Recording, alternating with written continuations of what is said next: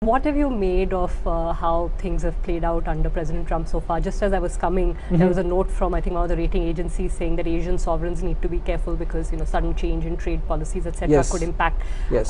countries and their creditworthiness. It hasn't been comforting his first few weeks. Yeah, I think his policies are not necessarily comforting for Asia in particular, given their trade dependence. And no matter how much we all talk of the rising importance of China, the truth is the ultimate destination for Asian exports remains the United States. I mean, the Bank for International Settlements in its annual report for 2015-16 reiterated that still the United States is the final consumer of choice for Asian exporters. So if the United States is going to sort of become more closed, then definitely Asian sovereigns with their dollar debt, especially post 2009, will have a problem on their hands. But I mean, I did write in my November 8th column in Mint on Tuesday that this columnist endorses Donald Trump. So in that sense, so I was one of the probably the only columnist who wrote formally in his column that he endorsed Donald Trump. So I have. Well, why did you? Yeah, I mean, my sense is that the voters had a choice between two candidates, and and it's always a net positive game that you have to do. And Mrs. Clinton stood for all that has gone wrong with globalization, financialization, etc. And rightly or wrongly, if you look at the global history of the last 140, 150 years, we do go through these cycles every 20, 30 years. This system needs a reset. This system has depended on asset price bubbles, on finance, on benefits of globalization going to a very few.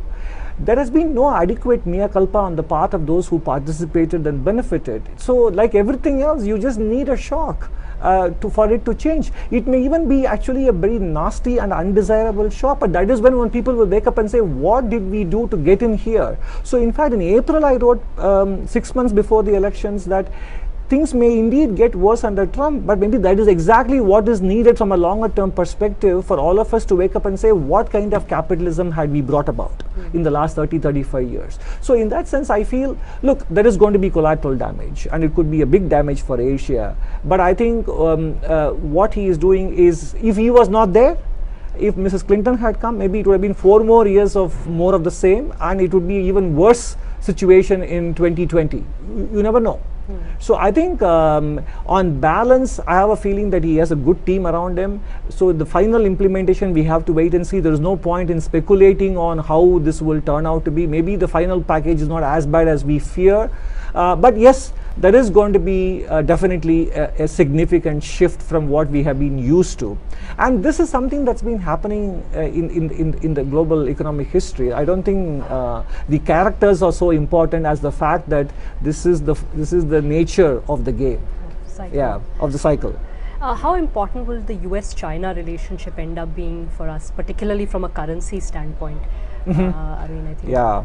Look, I think at one level, you must remember that George Yeo, the former foreign minister in Singapore government, gave a speech recently, and he said China is a country that doesn't harmonize with the rest of the world naturally.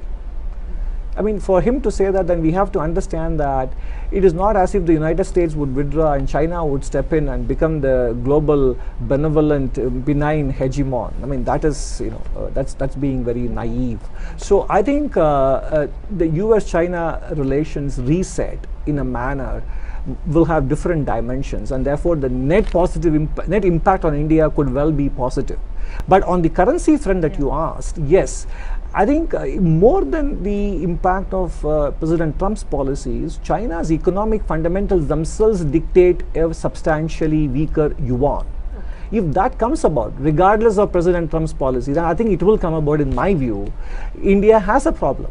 So I don't think it is because of President Trump's China policy changes that are going to come that we will face this situation. We will face this situation because China will at some point in time opt for a much weaker yuan because they will have run out of their serial bubble creating options. So that 2015 devaluation, 2015, I do have 2015 that was right? a very small trial balloon, very small trial balloon. But you see that happening in the fact that they became international reserve currency in a sense, part of the SDR. But then the use of Chinese yuan in offshore payment transactions has come down quite dramatically. Okay. And I think so. It is clear that there is no confidence in that currency as a store of value. I mean, you can say America has gotten away with it, but that is what history means for you. If you have a history of 130 years, then you can get away with doing something wrong for 30 years. Yeah. But you need to build that history, and China doesn't have that yet. And I think, and in the last 2 years, they have gone from stock market bubble to bond bubble to real estate bubble to. So I think at some point in time, they will exhaust these bubbles. And the bond market will strike at giving them the money, and the only option left when you are facing with a massive domestic demand contraction or slump is to opt for an external devaluation. And I think that is why, regardless of what the new administration in the United States does, a yuan devaluation is a prospect that India must get used to and accept. The only answer is productivity, productivity and productivity. There is no other shortcut. It's not letting our exchange rate devalue, because we are not devalue but depreciate. I mean, some would say we are overvalued, but it's a tough one to. No, I don't think we are overvalued. Yes, I mean, you can always argue that the rupee is overvalued because we run an inflation rate of about 5 to 6% now, and before that it was about 7% on an average over the last 25-30 years or even longer. So if you have an inflation rate of 7% and the United States inflation rate on average is about 2%, then your currency on average should depreciate by 5% every year, and that is what has been happening. But because in the last 3 years it has not depreciated by 5% against the US dollar bilaterally, then you could argue it's overvalued right now. So the underlying problem is the inflation, the tendency to generate inflation, which again comes about because our production system is so fragmented. I think that is where the answer is, not in constant depreciation, which is what Spain and Italy had done before 1999, but they didn't become prosperous.